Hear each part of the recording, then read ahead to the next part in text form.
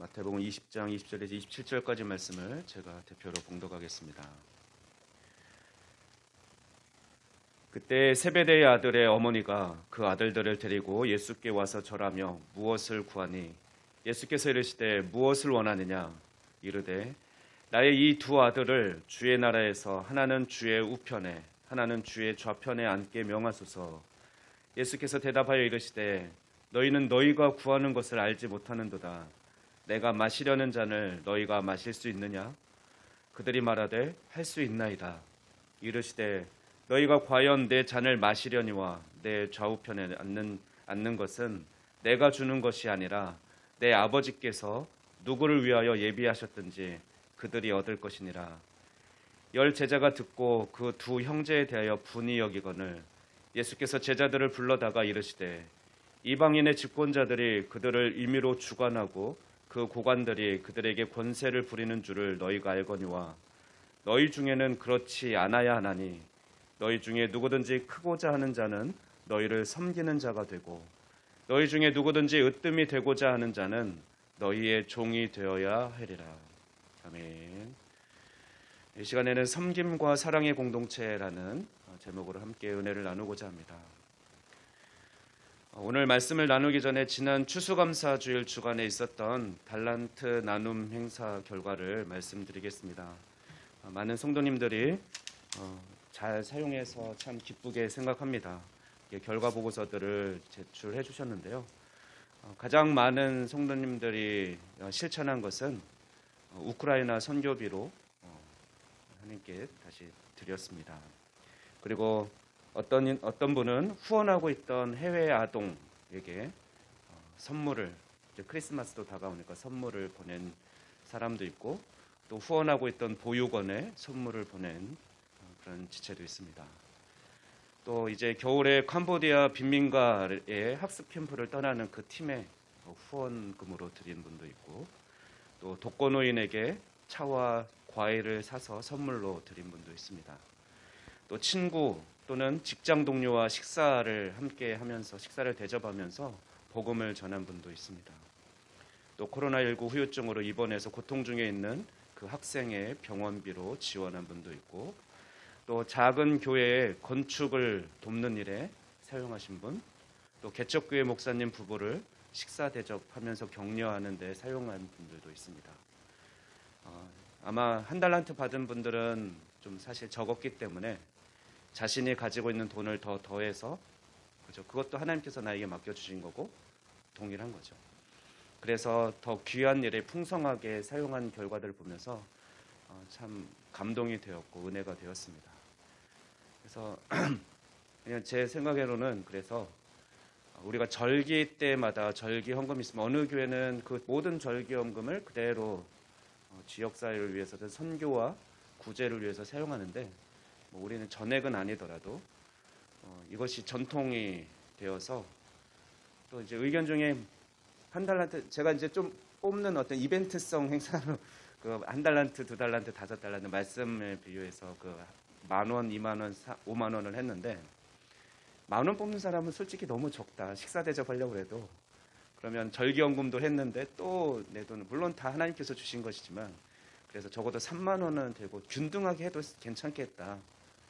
30,000원 정도로 50,000원은 조금 부담될 수도 있고 30,000원이 적정한 것 같다. 이런 의견이 있어서 크리스마스 때는 모두가 30,000원씩 드리면 그것으로 또 풍성하게 하나님 나라를 위해서 각자 감동이 되는 대로 그렇게 편하게 쓰시면 됩니다. 그래서 이렇게 보고를 그때는 받지 않고요. 제가 패들렛 이런 공간, 우리 홈페이지도 있는데 그런 공간에 후기처럼 간단하게 그렇게 남길 수 있도록 그래서 이제 매 절기 때마다 하면 이런 또 하나님 나라가 확장되고 이루어지고 이런 모습들이 계속 기록이 남을 것 같습니다.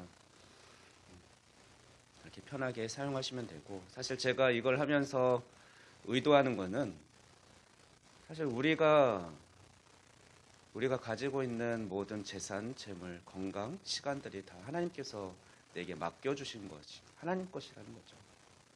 지금 교회에서 뭐 30,000원씩, 50,000원씩 주니까 그거는 남을 위해서 기꺼이 쓸 수 있었지만 반대로 내가 가지고 있는 내가 월급 받은 그 돈도 내가 일해서 받은 거지만 다 하나님께서 주신 것이기 때문에 그 모든 돈 자체를 하나님 나라를 위해서 아낌없이 귀하게 사용할 수 있어야 된다는 걸 좀 느끼고 그렇게 우리가 살아갔으면 좋겠다라는 마음에서 이런 행사를 하고 있습니다. 오늘 말씀을 보면 계속해서 교회가 어떻게 하나님 나라를 나타낼 수 있는지에 대해서 말씀하고 있습니다. 지난주에 나눈 말씀은 우리가 매주 드리는 이 공예배, 주일 예배가 우리는 당연하게 그냥 습관으로 예배를 드리는데 이 당연하게 여기는 이 예배가 하나님 나라를 증시하는데 하나님 나라를 나타내는데 가장 기본이고 또 중요한 모습이라고 했습니다. 왜냐하면 예배는 하나님께서 만왕의 왕이시고 창조주이심을 선포하고 하나님을 인정하고 찬양하는 것이기 때문에 그렇고 동시에 우리가 하나님의 자녀이고 하나님을 찬양하기 위해 부르심을 받고 지음받은 자라는 것을 즉 우리의 정체성을 잘 확고히 할 수 있는 시간이기 때문에라고 말씀드렸습니다. 또한 세상을 향해서는 우리가 예수님의 부활을 기념하며 매주일 예배에 우선순위를 두고 살아가는 모습, 즉 주일 예배를 잘 준비하기 위해서 한 주간을 예배의 삶으로 열심히 살아가는 모습을 통해서 하나님과 하나님 나라를 증거할 수 있다라고 말씀드렸습니다. 그렇기 때문에 우리가 공예배에 우선순위를 두고 참여해야 한다고 강조 말씀을 드렸습니다. 우리가 주일 예배를 잘 드리기 위해서 우리에게 주신 시간도 일주일간의 시간도 또 건강관리 또 약속 시간 조정 또는 업무 조정 등 한 주간의 삶을 잘 살아가는 모습은 우리의 건강한 신앙생활을 위해 또 성장하는 우리의 믿음으로 그렇게 그 결과로 아마 나타나게 될 것입니다. 오늘은 우리 교회가 우리가 하나님 나라를 나타내는 또 다른 삶의 모습, 섬김과 사랑의 원리를 말씀드리고자 합니다. 오늘 본문의 상황은 이렇습니다. 예수님께서 그의 공생애를 거의 마쳐 가실 시점에 세베대의 아들 야고보와 요한의 어머니가 예수님께 나와서 경배하면서 무엇인가를 간구합니다. 하나님 예수님을 왕으로 여기며 경배하는 모습은 참 좋은 모습이죠. 그러나 그녀가 그 어머니가 구한 내용은 그녀의 신앙이 과연 바른 것인가 이제 어떤지가 드러나는 모습입니다. 21절 말씀을 보면 그녀는 이렇게 간구합니다. 나의 두 아들을 주의 나라에서 하나는 우편에 다른 하나는 또 좌편에 주의 잠편에 앉게 하소서라고 그렇게 구하였습니다. 여기서 그녀는 하나님의 나라를 어떻게 생각하고 있는지가 드러납니다. 그녀의 생각에는 하나님의 나라도 이 세상에서와 같이 높은 자리가 있고 그 높은 자리가 있는데 왕의 좌우에 우리나라로 따지면 우리 조선 왕조로 따지면 좌의정 우의정이 있는 것으로 여기면서 그 자리에 자신의 두 아들이 앉았으면 좋겠습니다. 라고 간청합니다. 사실 어머니의 마음에서 아들이 잘 되기를 바라는 어머니의 마음에서 충분히 요구할 수 있는 청탁할 수 있는 것이죠. 그런데 이런 생각에 야고보와 요한을 포함한 그 어머니뿐만 아니라 12제자들 모두 동일한 마음을 갖고 있었다라는 것이 문제입니다. 야고보와 요한은 어머니가 그렇게 예수님께 간청하는 보고 가만히 있었고 또 예수님께서 그러면 내가 마시려는 잔을 너희도 마실 수 있겠느냐 했더니 자신 있게 할 수 있습니다 라고 대답하는 모습을 보면 야고보와 요한도 그것을 원한다라는 것이죠. 그리고 24절 말씀 보면 나머지 10제자들은 그래서 그 두 형제들을 분이 여겼다라고 기록하고 있습니다. 그것은 무엇입니까? 나머지 10제자도 나도 그런 자리가 있을 것 같고 그렇다면 내가 그 자리에 앉고 싶은데 어머니가 나 치맛바람이죠 오늘. 그래서 어머니가 오셔가지고 자기 두 아들만 잘 봐달라고 하니까 셈이 나는 거죠. 예수님께서는 이들의 잘못된 생각을 바로잡아줄 필요를 느끼셨습니다. 그래서 먼저 물은 것은 22절 말씀과 같이 물으십니다. 너희 구하는 것을 너희가 알지 못하는도다. 나의 마시려는 잔을 너희가 마실 수 있느냐라고 돌려서 물으십니다. 예수님께서 겟세마네 동산에서 예수님께서 잡혀가시기 전에 간절히 기도할 때 하나님께 아버지여 이 잔을 지나갈 수 있음을 지나가게 하옵소서 이렇게 간구했던 것처럼 이 잔은 고난을 의미하죠. 십자가 희생의 고난을 의미하는데 나의 마시려는 잔, 이 고난의 삶을 너희도 살아갈 수 있겠느냐라는 질문입니다. 그러나 온전한 의미를 알지 못하는 두 제자는 할 수 있습니다라고 자신 있게 얘기했죠. 자신들이 예수님께서 받게 될 고난에 대해서 잘 모르기 때문에 이렇게 대답했습니다. 이것은 심각한 문제입니다. 이들은 이 세상에 속한 사람이 아니고 사실 예수님의 제자들은 모든 것을 다 내려놓고 예수님을 왕으로 여기고 하나님 나라의 백성으로 살아가기를 결단한 자들이기 때문에 그렇습니다. 오늘날로 따지면 우리 교회, 우리 성도들과 같은 모습이죠.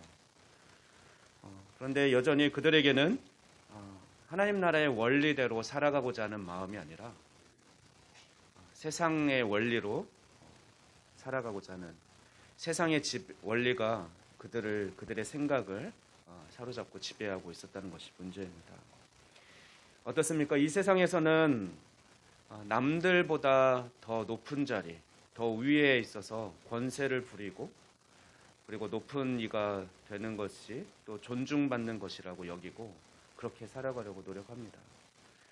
내가 남들보다 더 나은 자리에 올라가기 위해서 다른 사람을 깎아내리거나 짓밟기도 하죠.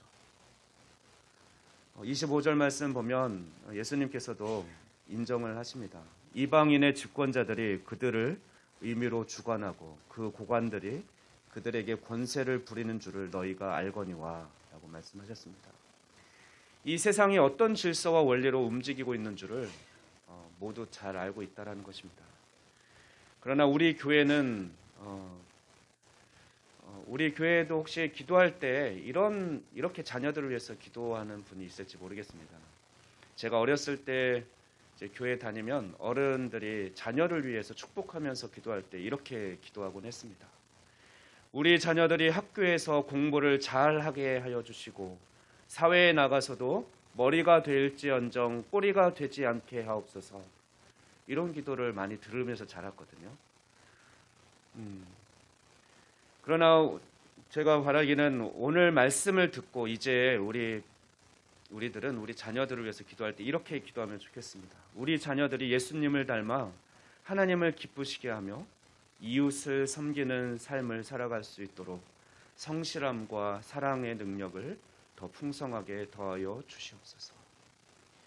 자녀를 향한 우리의 기도가 이렇게 바뀌기를 소망합니다. 우리 딸 진유 담임선생님이 이 자리에 있습니다. 김문철 지사님이 진유 담임선생님이거든요. 그런데 이 시간 잠시 저희 딸 자랑을 한번 하려고 합니다. 네, 이제 운동회 때 2학기 때 이제 가을이 돼서 운동회를 하는데 반별로 계주 선수를 남자 2명, 여자 2명을 뽑습니다. 네, 말 듣기로는 진유가 학급에서 여자애들 중에는 두 번째로 빠르게 잘 달린다고 합니다. 그러면 당연히 계주 선수로 나갈 수 있는 거죠. 그런데 진유 다음으로 잘 달리는 친구가 자기가 계주를 너무 나가고 싶다, 꼭 나가고 싶다라고 진유에게 얘기했고, 그래서 진유는 자신이 그 아이보다는 좀 느리게 일부러 천천히 달려서 그 친구가 계주 선수로 뽑힐 수 있게 했다라고 합니다. 사실 아이들은 달리기 하면은 초등학생들은 최고거든. 남들보다 내가 더 빠르다 말하면서 막 경쟁하고, 그리고 특히 계주 선수로 나가는 것은 참 큰 영광으로 여기죠. 그런데 진유가 그런 자리도 양보할 수 있다는 것이 한편은 뭐 욕심이 없는 애인가 뭐 이런 생각도 들지만 그렇게 아이로서는 사실 쉽지 않은 그런 행동을 한 것이 참 기특하게 생각이 되었습니다. 예수님께서는 이 세상을 지배하는 원리가 바로 하나님 나라의 백성된 우리를 지배해서는 안 된다라고 말씀하십니다. 그래서 바로 26절 오늘 본문의 마지막 두 구절처럼 가르침을 주고 있습니다. 26절, 27절 말씀 보면 너희 중에는 그렇지 않아야 하나니 너희 중에 누구든지 크고자 하는 자는 너희를 섬기는 자가 되고 너희 중에 누구든지 으뜸이 되고자 하는 자는 너희의 종이 되어야 하리라. 예수님께서는 너희 중에는 그렇지 않아야 된다라고 말합니다. 25절에서 앞서 말씀한 것처럼 이방인들의 주권자들이 임의로 주관하고 고관들이 그들의 권세를 부리지만 너희는 그렇지 않아야 된다.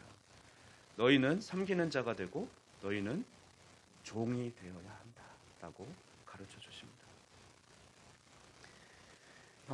이런 하나님 나라의 원리, 세상적으로는 이해할 수 없고 참 바보 같고 패배자 같은 삶의 모습이지만 하나님께서는, 예수님께서는 친히 그 본을 보여주셨고 우리도 그 원리대로 살아가라고 가르쳐주고 계신 것입니다. 그 중요한 삶의 원리는, 하나님 나라의 삶의 원리는 바로 섬김과 사랑의 원리입니다. 예수님께서는 섬기는 자가 되고 종이 되는 그 본을 보이시기 위해서 참 하나님이신 예수님께서 이 낮고 낮은 자리에, 또 그것도 연약한 불완전한 인간의 모습으로 오셨습니다.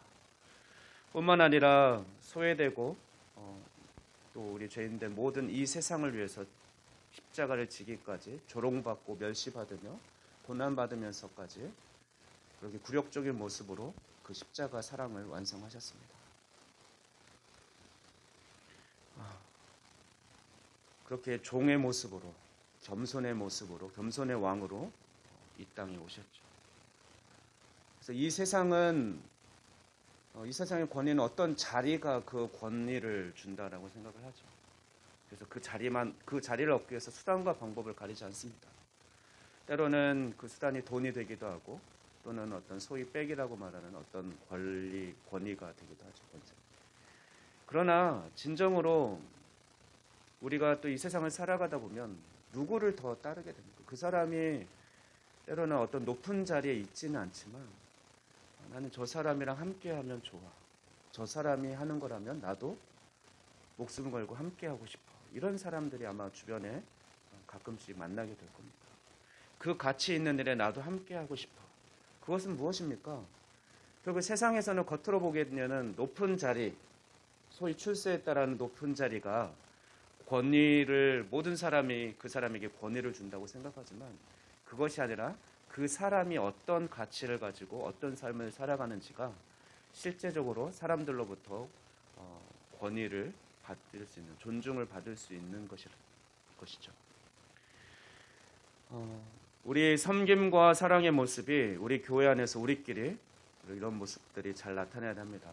뿐만 아니라, 그런데 우리만 그러면 안 되죠. 우리끼리만이 아니라 우리 자체가, 우리 성도님들 한 분 한 분이 교회이기 때문에 하나님께서, 예수님께서 원하시는 것은 여러분의 삶의 모든 영역에서 바로 이 섬김의 삶을 살아가기를 원하시는 것입니다. 우리의 가정에서 섬김과 사랑, 종의 모습으로 살아가고, 직장에서, 또 학교에서, 학생들은 학교에서 그런 삶을, 섬김의 삶을 살아가야 한다고 가르치고 있습니다. 여러분은 여러분의 삶 가운데서 이런 섬김의 모습이 잘 나타나고 있습니까? 주위 사람들을 잘 섬기며 종으로 살아가고 있습니까? 그러면 우리는 어떻게 하나님 나라의 삶의 원리인 이 섬김의 삶을 잘 살아갈 수 있겠습니까? 먼저는 예수님의 가르침을 따르고자 하는 마음이 필요하겠죠. 내가 예수님을 진정 사랑하고 나의 주인으로, 왕으로 모셨다라면 그분이 기뻐하시는 일이 바로 이 가르침, 섬김의 삶을 살아가는 것이다 라고 여기고, 예수님을 또한 닮아서 우리는 겸손해야 합니다. 아까 말씀드린 대로 만왕의 왕이신 예수님은 우리를 구원하기 위해서 낮고 낮은 이 땅에 연약한 인간의 몸으로 오셨습니다. 뿐만 아니라 겸손히 섬기는 그 종의 모습을 친히 보여주시고 십자가에 죽기까지 세상을 사랑하셨습니다. 여러분에게는 이 세상에서 종으로 살아가고자 하는 그 겸손함이 있으십니까? 내 능력을 인정받고 내가 돋보이고 그런 마음, 내가 인정받고 싶은 마음이 더 많지 않습니까? 내가 드러나지 않게 조용히 공동체를 섬기는 모습, 이웃을 섬기는 모습으로 살아가고 있습니까? 또한 이 겸손한 모습은 거절당할 용기가 필요합니다. 우리가 옆에 있는 사람을 열심히 섬기고 사랑한다고 또 내가 무언가를 했는데 내 생각과는 달리 그 사람의 반응이 시큰둥하거나 오히려 우리의 섬김과 사랑을 거부할 때도 있습니다. 거절당해도 괜찮다라는 용기, 마음의 준비가 필요하죠. 우리가 하나님 나라의 삶의 원리로 섬김과 사랑의 삶을 살아가는데 그것을 때로는 세상 사람들이 못 알아주고 인정받지 못할 수 있습니다. 심지어 비난당할 수도 있습니다. 그러나 그것은 우리의 잘못이 아니죠. 그런 사랑과 섬김의 원리, 중요한 하나님 나라의 가치를 모르는 자들이 그렇게 하는 것이기 때문에 그들의 잘못입니다. 그렇기 때문에 그런 자들, 내가 열심히 섬김의 삶을 사는데 나를 알아봐 주지 못하고 인정해 주지 않는 사람들이나 공동체를 향해서 분을 내어서는 안 될 겁니다. 우리는 우리 주변의 반응에 신경 쓰고 흔들리면 안 됩니다. 내가 하나님 나라의 삶의 원리로 그렇게 종처럼 종의 모습으로 종의 삶을 살아가고 있다면 떳떳하고 당당하게 그리고 기쁘게 그 일을 계속하며 살아가십시오. 그런데 또한 섬김과 사랑의 삶을 살아가려면 겸손한 모습과 함께 또 부지런함과 성실함이 있어야 합니다. 저는 매일 아침 다른 선생님들보다 일찍 출근해서 동학년 선생님들이 마실 커피와 또는 차를 탈 물을 끓여 놓습니다. 복사기에 종이가 혹시 없는지 채워놓고 또 쓰레기 분리수거, 선생님들도 잘 안 하시는 분들이 많아서 분리수거도 하고 또 쓰레기가 차면 쓰레기 종량제 봉투도 바꿔 끼고 그렇게 정리를 하고 선생님들이 편하게 사용할 수 있게 섬깁니다. 교실 역시 미리 가서 출근해서 아이들이 오기 전에 환기도 시켜놓고 여름에는 좀 시원하게 미리 에어컨도 틀어놓고 또 겨울에는 따뜻하게 또 난방을 틀어놓습니다. 이런 일은 내가 부지런하게 일찍 출근해야 할 수 있는 일이고 또 내 시간을 들여야 할 수 있는 일입니다. 또한 다른 사람들은 자신들이 누리는 것을 때로는 당연한 것으로 여기고 내가 하는 일, 또 내가 하는지 누가 하는지도 모를 수도 있습니다. 오히려 그래서 어떤 날은 내가 늦게 출근해서 뭐 커피물을 끓여놓지 않거나 뭐 이러면은 또 다른 분이 이렇게 또 힘들게 불편해하면서 그런 일들을 하고 나만 이런 걸 한다라고 생각할 수도 있습니다. 그렇기 때문에 섬김의 삶을 살아간다는 것은 부지런해야 할 수 있고요. 또 내 시간을 내어줘야 할 수 있는 일이고 또 그것이 한두 번 해서 드러나는 것도 아니고 물론 인정받기 위해서 그런 삶을 사는 것은 아니지만 하나님이 그렇게 살아가라고 하니까 살아가는 것이죠. 그렇지만 또 성실함으로 꾸준히 해야 우리가 섬김의 삶을 제대로 살아갈 수 있는 것입니다. 그리고 이런 섬김의 삶을 살아가려면 당연히 어떻게 했습니까? 일이 많아져요. 바쁠 수밖에 없습니다. 더 부지런할 뿐만 아니라 일이 많아집니다. 그래서 저는 한때 이런 고민을 했습니다. 김만호, 나는 왜 이렇게 어딜 가든지 일이 많지? 일이 많이 주어지고 이렇게 기대하는 것이 많지 사람들이? 내가 착하게 보이나? 이런 생각도 하면서 고민을 한 적이 있습니다. 교회를 가면 교회에서도 많은 일을 맡게 되고 학교를 가면 학교에서도 대학원을 다닐 때는 대학원에서도 또 선교회에서도 나는 왜 어디를 가든지 어느새 많은 일을 감당하고 있는 것일까? 거절하지 못해서 그럴까? 이런 생각도 해보았습니다. 그런데 오늘 말씀을 준비하면서 내가 잘 살고 있는 거구나. 내가 어디를 가든지 많은 일을 감당하며 바쁘게 사는 것은 하나님 나라의 삶의 원리인 바로 섬김의 삶을 잘 살아가고 있기 때문에 내가 많은 일을 감당하게 되는 것이고 바쁠 수밖에 없는 거구나라고 인정하게 되었습니다. 여러분은 여러분이 속한 공동체를 위해 많은 일을 감당하면서 그렇게 부지런히 살아가고 계십니까? 우리 모든 성도들은 교회에서는 물론 가정이나 직장 또 학교 어떤 모임에서든지 이렇게 늘 겸손함과 부지런함, 성실함으로 섬김의 삶을 잘 살아갈 수 있기를 축원합니다. 명심하십시오. 여러분의 수준이 바로 교회의 수준을 결정합니다. 여러분이 교회 그 자체이고 우리를 작동교회로 모이는 것이기에 여러분 개개인의 이렇게 여러분 한 분 한 분이 여러분이 어느 곳에 있든지 누구와 있든지 이런 하나님 나라의 삶의 원리인 섬김의 삶을 잘 살아간다면 우리 교회는 하나님이 기뻐하시는 그런 교회, 또 하나님 나라를 드러내는 나타내는 교회가 되는 것입니다. 마지막으로 섬김의 동기이자 섬김의 모습인 사랑에 대해서 말씀을 나누겠습니다. 사랑은 성령의 열매인 동시에 성령의 은사입니다. 두 가지 공통적으로 들어있는 것이 사랑이죠. 그러므로 하나님 나라의 삶을 살아가는 자들에게는 당연히 사랑의 모습이 충만해야 합니다.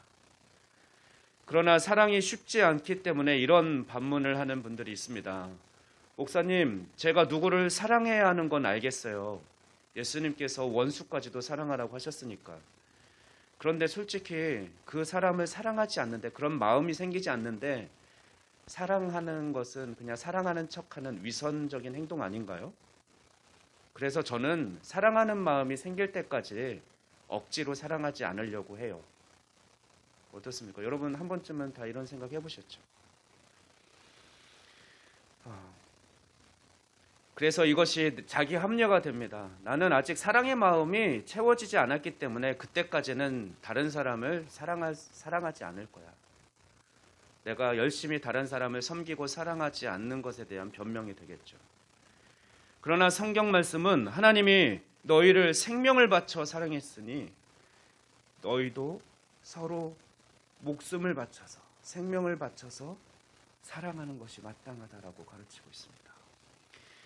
요한일서 3장 14절에서 16절 말씀을 보십시오. 사랑은 우리가 그리스도인이 되었다는, 우리 안에 새로운 생명이 시작되었다라는 증거라고 강력하게 사도 요한은 얘기하고 있습니다. 먼저 요한일서 3장 14절 말씀을 봉독합니다. 우리는 형제를 사랑함으로 사망에서 옮겨 생명으로 들어간 줄을 알거니와 사랑하지 아니하는 자는 사망에 머물러 있느니라. 우리는 이미 죽음에서 생명으로 옮겨진 존재들입니다. 우리 공동체 모두가 죽음에서 생명으로 옮겨졌습니다. 그리고 우리가 구원받았다는 사실을 아는 것은 우리가 형제 자매를 사랑하기 때문에 그렇습니다. 이어지는 15절 말씀입니다. 그 형제를 미워하는 자마다 살인하는 자니 살인하는 자마다 영생이 그 속에 거하지 아니하는 것을 너희가 아는 바라. 형제를 미워하는 자는 살인하는 자요, 살인하는 자마다 영생이 그 속에 있지 않다라고 말씀하고 있습니다. 하나님을 정말 사랑한다면, 하나님의 사랑을 받아서 구원을 우리가 받았다면 형제 사랑과 하나님 사랑이 분리될 수 없다라는 것입니다. 왜냐하면 하나님께서는 내가 원수로 여기고 미워하는 그 사람도 나를 사랑한 것처럼 동일하게 그 사람을 사랑하고 있고 그 사람을 위해서도 목숨을 내어주셨기 때문에 그렇습니다. 하나님이 사랑하는 자를 미워하는 자는 어떻습니까? 하나님을 사랑하지 않는 거죠. 누군가를 여러분 사랑한 사람이 있으면 그 사람이 기뻐하는 일을 하고 싶어 하죠. 당연히 그 사람을 기쁘게 해주고 싶어 합니다. 연애할 때 그런 행동을 많이 하죠. 내가 어떤 선물을 하면 여자친구가 기뻐할까? 남자친구가 좋아할까? 그래서 이벤트도 가끔 하고 그 사람이 싫어하는 행동은 안 하려고 하고 그 사람이 좋아하는 행동을 하려고 합니다. 마찬가지로 우리가 하나님을 사랑합니다, 찬양하고 고백한다면 하나님께서 사랑하는, 내가 때로는 미워하던 그 사람도 사랑할 수 있어야 합니다. 이제 16절 말씀은 절정에 이릅니다. 그가 우리를 위하여 목숨을 버리셨으니 우리가 이로써 사랑을 알고 우리도 형제들을 위하여 목숨을 버리는 것이 마땅하니라. 죽기까지 사랑하라고 가르치고 있습니다. 예수님께서 먼저 목숨을 버리시면서까지 나를 사랑하셨기 때문에 이를 통해서 우리가 사랑을 알게 되었다라고 말하면서, 그래서 우리도 형제 자매를 위해서 목숨을 버리는 것이 마땅하다라고 말씀하십니다. 형제 자매를 위해서 목숨을 버리기까지 사랑하는 것이 당연하다는 뜻입니다. 예수님께서 나를 사랑하사 나를 위해서 그렇게 목숨을 버리셨기 때문에 그 사실을 믿고 받아들인 우리는 그 모습이 자연스럽게 우리의 삶 속에 나타나야 한다는 것입니다. 여러분, 믿음은 결단이다라고 말씀드린 적이 있습니다. 그런데 사랑 역시 결단입니다. 사랑하고 싶은 마음이 생길 때까지 기다렸다가 사랑하면 여러분 언제 다른 사람을 사랑하시겠습니까? 사랑은 우리 속에서 나오는 것이 아닙니다.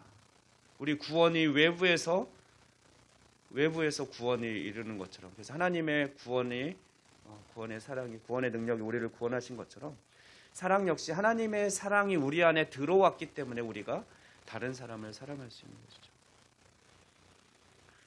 하나님께로부터 사랑은 시작되기 때문에 우리는 결단하고, 우리가 하나님께서 나를 사랑하신다는 것을 믿는다면 우리도 하나님이 기뻐하시는 삶의 원리로 살아가기로 결단해야 하는 것입니다. 우리는 함께하는 사람들을 사랑하기로 결단하고 사랑해야 합니다. 그러나 쉽지 않습니다. 나를 비워내고 내가 죽는, 내 존재가 무시되고 무시당하고 그런 희생이 필요한 것이 사랑이죠. 사랑은 감정이 아닙니다. 단순한 감정이 사랑이라고, 세상은 감정이 사랑이라고 가르치죠. 그래서 사랑은 느낌을 쫓아 자연스럽게 일어나는 것이라고, 그렇게 움직이는 것이라고 말하지만 성경이 말하는 사랑은 결단입니다. 결단으로 시작하고 또 사랑은 인내입니다. 인내로 유지되는 것이 사랑이죠. 참아야 되는 거죠. 또 지혜로 성숙하는 것이 사랑입니다. 하나님께서 주시는 지혜로, 그 감동으로 섬기고 사랑하는 것입니다. 그리스도인 공동체는 이런 사랑을 배우고 실천할 수 있는 최고의 환경입니다. 교회가 바로 이렇게 사랑하는 법을 배우고 연구하고 실천하는 것이죠. 우리 작동교회가 하나님 나라의 삶의 원리인 바로 이 섬김의 삶, 그래서 우리가 또 사랑 전문가들이 모인 사랑 전문 연구소가 되기를 소망합니다. 오늘 광고에도 실었고 또 아마 몇몇 분들에게, 특히 어르신들에게 식사 교재 신청서를 나눠드렸습니다. 이것을 나눠드린 의미는 우리 공동체 안에 세대를 뛰어넘어서 젊은 세대와 또 연세가 있으신 분들이 식사를 하면서 좀 교제할 수 있는 시간을 마련하는 게 첫 번째 목적이고요. 두 번째는 제가 10월 달에인가요? 9월 달에 우리가 하나님 나라를 나타내는 삶에서 전도의 삶을 살아갈 때 간증이 중요하다. 그래서 A4 한 장 이내로 간증문을 하나씩 다 가지고 있었으면 좋겠다. 그래서 숙제로 아마 10월 달 전에 써라 라고 했는데 쓰신 분 계십니까? 한번 손 들어보실까요? 간증문 다 갖고 계십니까? 언제든지 누구랑 교제하다가 나는 예수님을 이렇게 믿게 됐고 예수님을 믿고 난 다음에 내 삶은 이렇게 바뀌었어. 저는 이런 가치로 이렇게 살아가고 있습니다. 라고 나눌 이야기가 정리되어 있습니까? 왜 손을 안 드세요? 다 하라고 했는데. 근데 미란이가 대표로 나와서 간증문을 읽었었지 않습니까? 그래서 다음에 다 한 명씩 나와서 돌아가면서 이런 기회를 갖겠다고 했습니다. 그럼 준비하셔야죠. 순종하셔야죠. 주일날 교회에 나와서 그냥 편하게 앉아있다가 그냥 가면은 그 신앙생활 잘하는 겁니까? 변하지 않으면서, 순종하지 않으면서 내 믿음이 좋아지기를 바라고 계십니까?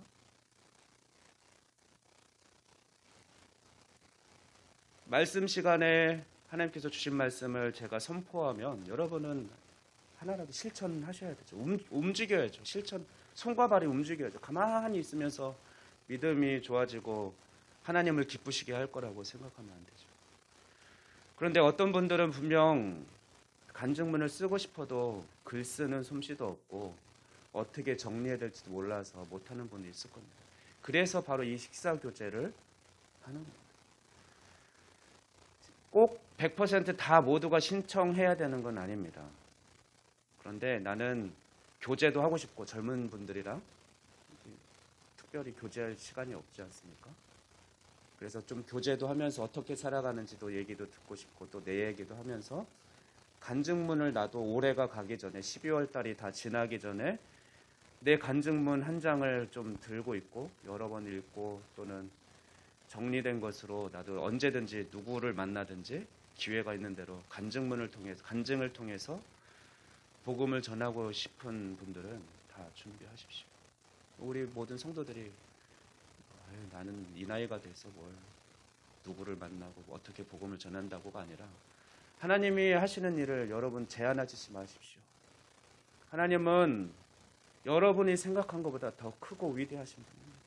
놀라운 계획을 가지고 계십니다.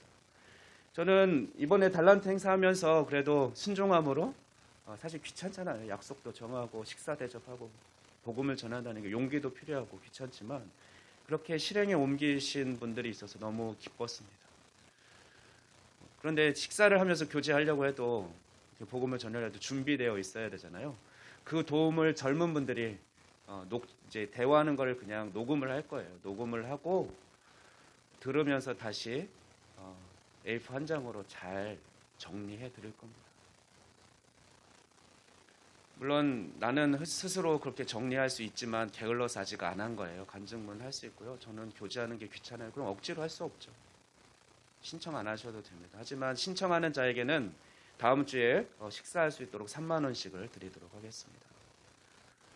예, 뭐 더 보태서 더 맛있는 것을 대접하면서 간증문 써달라고 하셔도 되고 교제하셔도 되고요. 나는 돈 안 줘도 됩니다. 위에 맛있는 우리 작동 국수 맛집 2층에서 국수 먹고 교제하겠습니다. 이게 움직일 시간이 없는 분은 그렇게 하셔도 되고요. 그래서 신청하시면 또 젊은 분들은 제가 그 대상자 예시로 이름을 써놨는데 빠진 분도 있을 수 있지만 또는 뭐 불편한 분도 있겠죠. 나는 어른들이랑 교제하기 싫은데 그런 분은 말씀하십시오. 그러면 빼겠습니다. 신청이 들어와도 제외하겠고 이렇게 1순위, 2순위, 3순위 쓰게 돼 있는데 제가 잘 매칭해서 어떤 분은 뭐 한 3명, 4명 들어올 수도 있겠죠. 그러면은 한 최소한 2명 넘지 않게 시간이 많지 않기 때문에 그렇게 하겠고요. 그래서 갑작스럽기 때문에 다음 주일 예배 후에 점심하는 것으로 시간을 비우시고 조정하시고 그렇게 오시면 좋겠고요. 다음 주가 도저히 안 되는 분은 매칭이 되면 그 다음 주든 시간 되는 대로 올해 안에 그렇게 약속을 정해서 식사 교제도 하시고 간증문도 작성하셔서 우리 작동교회 성도들은 모두가 그렇게 짧게 간증할 수 있도록 늘 준비되어 있는 두렵고 떨림으로 준비되어 있는 삶을 살아가기를 소망합니다. 함께 기도하겠습니다. 사랑이신 하나님 감사합니다. 오늘도 우리를 예배로 부르시고 우리가 어떻게 살아가야 하는지 하나님 나라의 삶의 원리를 깨닫게 하시니 감사합니다. 예수님의 가르침대로 우리가 다른 사람을 섬기며 다른 사람의 종이 되는 삶을 살아가게 하여 주시옵소서. 이를 위해 겸손하고 더 부지런하게 하시고 성실한 삶을 살아갈 수 있도록 인도하여 주시옵소서. 예수님께서 죽기까지 나를 사랑하셨듯이 나도 다른 사람을 위해 사랑하기로 결단하고 인내하며 또한 죽기까지 사랑할 수 있는 그 사랑의 마음도 더하여 주시옵소서. 우리 작동교회가 섬김의 모습과 사랑의 모습이 충만한 공동체가 되게 하여 주시옵소서. 감사드리며 이 모든 말씀 우리 주 예수 그리스도의 이름으로 기도하옵나이다. 아멘.